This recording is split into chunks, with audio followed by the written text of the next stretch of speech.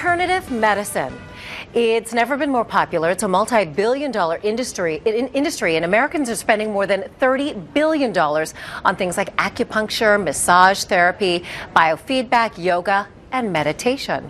Joining me now is Alison J Kay. She's a yoga and meditation expert and author of Vibrational Upgrade, A Conspiracy for Your Bliss, Meditating Your Way to a Better Life. Good morning to you, and thanks so much for coming in. Good morning. So, when people hear the word meditation, there's often been a stigma, like people either don't understand what it is or they're like, oh, it must be some far out weird thing. What exactly is it? Well, it's just a reconditioning of your mind so that you don't just allow your mind to race around with its thoughts and you follow along and you're at the whim of your mind. It's called the monkey mind in Buddhism. It's instead learning how to take the lead of your thoughts so that you can come back to your center and not listen to all of your thoughts and create a different neurology. So people hear meditation and they think of Om, or they think of spiritualism, or they think of like all of these things. It's not. And one of the interesting things in the West, I lived in Asia for 10 years studying subtle energy and meditation and yoga, and Americans seem to have this idea that meditation is if they sit down and they can't get their mind quiet, they have failed and they drop it. And it's not that way. So are you essentially supposed to try to quiet your mind and stop thinking?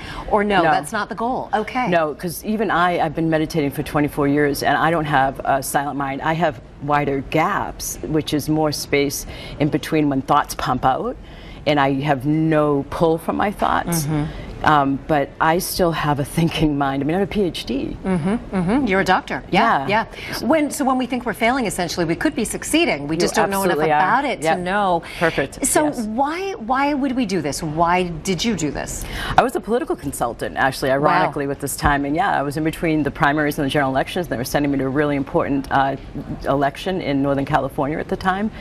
And out of the stress, a book jumped off the shelf at me about meditation. It said Conquest of Mind, and so I started a practice, and then I have been developing it ever since. And there's a term that the science uses now in America called neuroplasticity. They used to think the brain, so for brain damage, they looked at it and they saw that the brain isn't permanently damaged. A few years back, they realized that the brain has plasticity to it, meaning the neurology can change. So when there is damage, for example, surrounding cells will take up the task that that damaged cell had done. And compensate for it. So there's movement, there's growth, there's change. And so when we're redirecting our attention back to the breath, then we're creating new neurology that doesn't make our mind have the prominence that we're used to with our ego identity and our personality that we present to the world. Instead, we're able to hold more of a center instead of it being all about externally based.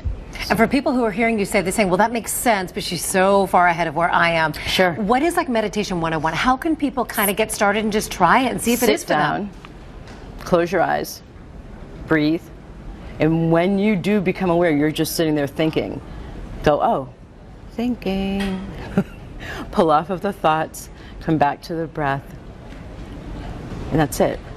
And then as we do this, what would be you said stress, you said you did it for stress, and frankly, this political season, we've never needed more meditation. I know. Wow. Coming up debate 3. But what is a benefit people could use aside from stress? What, I'm sorry? Like, what else could you get from this? Like a calming? Could it be used to get increased concentration, increased focus, increased memory, increased data recall? I mean, my mind is a steel trap. People commented on all the time how much I remember details. So increased clarity, increased creativity. I have a woman who came to my yoga meditation class. She sat down and meditated, business owner, had a problem going on, was trying to solve it and stopped, just did the meditation, went to sleep that night, woke up the next morning, and the problem was solved with an idea in her head. So it creates space for something else to happen instead. I've got to figure it out, got to figure it out, got to do it, got to make it happen. And that's the rat race that we're all in. Dr. Alison J Kay, this is really interesting stuff. I want you to check out the book again. It is called Vibrational Upgrade, A Conspiracy for Your Bliss. I love that, A Conspiracy for Your Bliss. That's great. Thanks so much for coming in. Have to give it a try. All right, still to come.